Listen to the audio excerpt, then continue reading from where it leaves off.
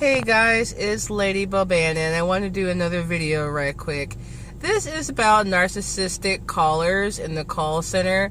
I've been wanting to do this video because over the last couple days I've been thinking back to an old job that I had in a call center several years ago. And there were some people who would call in to the call center who were very angry and very entitled. Now, there are people who call in with legitimate complaints, and as a customer service representative, you are there to address those complaints and find solutions and make that customer feel like you're definitely going to handle their problem and fix whatever happens to be the issue.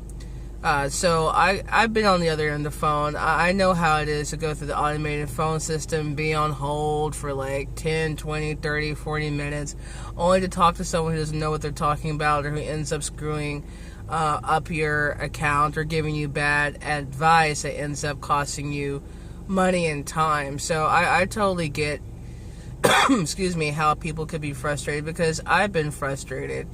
But I'm the type of person that feels that a person on the phone can only do so much. So I give them the information that's needed. I answer any questions that they need to have answered, like security questions and what have you. And I try to work with them as opposed to against them. I try not to talk over them and to have a superiority complex.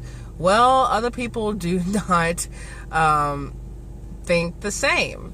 In fact, they believe that they are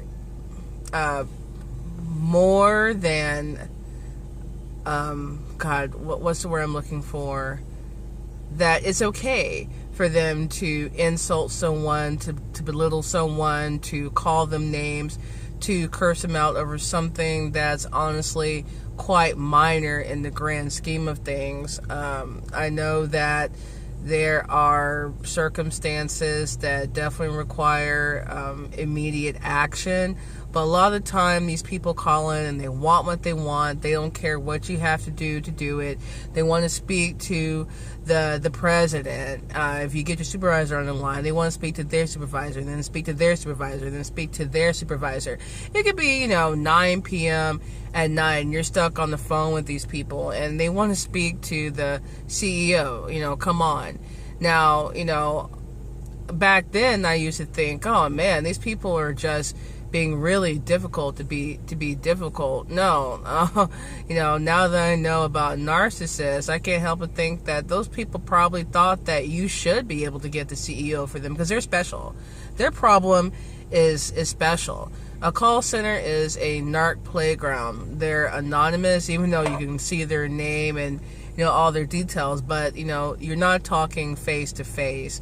Oftentimes, they will feel like they can tell you how to do your job, which is funny because if they knew how to do your job, then their problem would be fixed, right?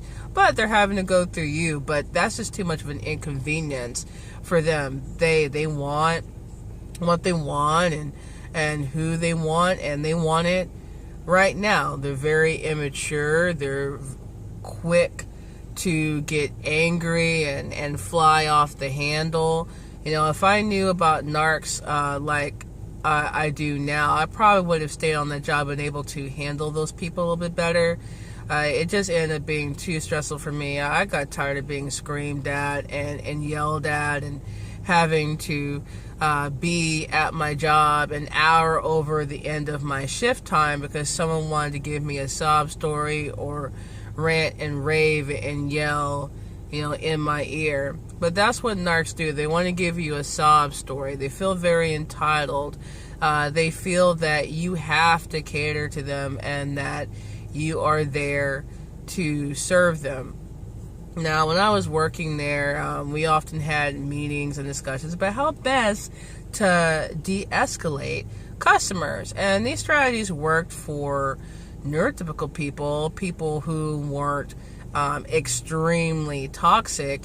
It did nothing for people who I suspect were likely narcissists, who would squeak and and squeak, you know, until the noise from their wheel was noticed and recognized. And unfortunately, you know, these people had their needs met. Folks caved into them, and they felt very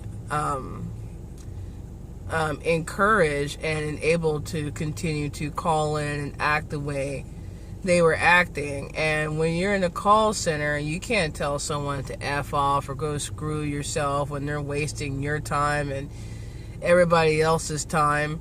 You know, you have to have the customers always right mindset and speak very nicely to them and calmly.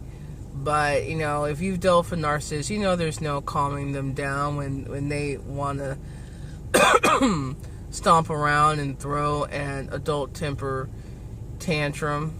But, hey, that's why I'm out of the call center industry in general. I never want to go back to that. Too many narcs, too many toxic people calling in. I like helping people. I genuinely do. I just don't like helping, you know, whiny adult babies. So that's all I wanted to do for this video. It's just something that, you know, came to mind. Bye-bye. See you next time.